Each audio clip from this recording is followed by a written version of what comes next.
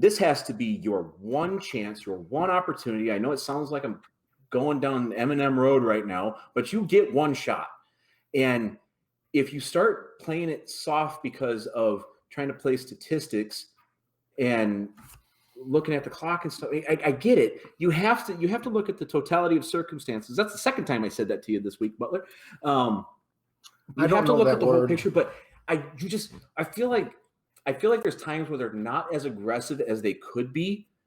And I think that is what's holding that team back right now, is they need to be a little bit more aggressive all the time. And I think that's going to make a whole lot of difference. Okay, I think because that's exactly what we're saying, because you were all over the place there, but you had I know what you were saying, because they were channeling. They were playing either with their heart. They were playing with their heart in the first quarter, and then they were playing analytically in the second quarter, and then they were playing stats in the third quarter. So it was just all over the place. You need to pick a lane and stay in the lane. Right. Stay in the lane. Well, the announcers caught it perfectly. They caught it, said momentum has shifted. Momentum has left the Lions. The Vikings have all the momentum now. When we ended that second quarter, like we were up 14 points, man, and we come up empty-handed after that. Yeah, and Austin says here, Goff's limp dick arm. That's asking a lot, Neil. Honestly, look, I've been the hardest on Goff of anybody. I think we can all agree on that. But I have not been disappointed with the way Goff played the last couple weeks. He's played like a leader. He's played within the game plan. Mm-hmm. He's actually made some good decisions in audibles, which he's never been good at. He's been throwing downfield. He's been doing what he's supposed to do. So I can't get on the Goff hater wagon right now. I'm off the Goff hater wagon. 3 games in and I'm off. Can I interject real quick? You bet, Detroit Rick. I made a couple statements at the bar today watching the game. And don't get me wrong, I love Stafford. But Goff did a couple things today that Stafford would have been sacked doing. Goff got rid of that ball when he needed to. There's plenty of times where Stafford would have kept running around, and just took the ball and cowered over and got sacked. Goff got rid of the ball a couple times. Now, I'm not comparing Goff to Stafford because I love Stafford. But Goff didn't make those mistakes today when he could have took a sack and he got rid of the ball. So, yeah, I'm not a Goff lover, but he did okay today, man. He really did. All right, Neil. I'll point something out real quick because you brought something up and I wasn't sure if I was imagining or not. You had last week, you had 3 backups on the offensive line. This week, you had 2 backups on the offensive line. You know how many times Goff got sacked this week? 0. Yeah, that's huge. That is huge. The offense. Well, thank you, Butler. I love you tell me that. You wish I told you that. You talking little short bitch. He's played better. I'm not going to get too ahead of myself. I'm giving him props. And that's all I got. That's all you got. That's all you got. But now, one thing go ahead. I will say that sacks are not just entirely on the offensive line. Those do come down to the quarterback making good decisions. So you're right.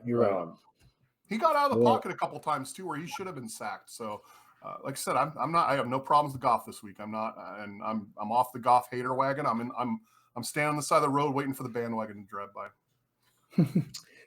Speaking of bandwagon, check this out, guys. Got a second for a quick little thing here. Yeah. I had a golf tournament this week, and in the golf tournament, I'm wearing my Detroit Lions polo that Neil got us in Christmas time. We went to Detroit. Yep. This one guy walked in and was, "Hey, man, I'm loving your coach. You got a good team this year. You guys look really good. There'll be some high hopes for the Lions." So the guy walks and says, "Oh, here we go, all the bandwagon jumpers." I looked at this guy, man, shut the fuck up, dude. I watch every 0-16 game. Don't even fucking try it. But the recognition the Lions are getting right now, I mean, a lot of people are seeing what we got going on in Detroit. Today would have been a great opportunity for us to seal that a little bit. Yeah. But watching game day today, man, they talked a lot about the Lions and the potential that we have. So it's kind of cool. The victory today would have been great. Right. But yeah, we're getting some recognition. I got to disagree with Nick. I mean, we've had struggles in the defense the first week. We had absolutely 0 struggles in the defense last week. And again, I think they're going to come back next week. They're going to be a little stronger. They're going to play better. The biggest thing is that I don't think the defense is quite that bad. Who's this? Who's Peter?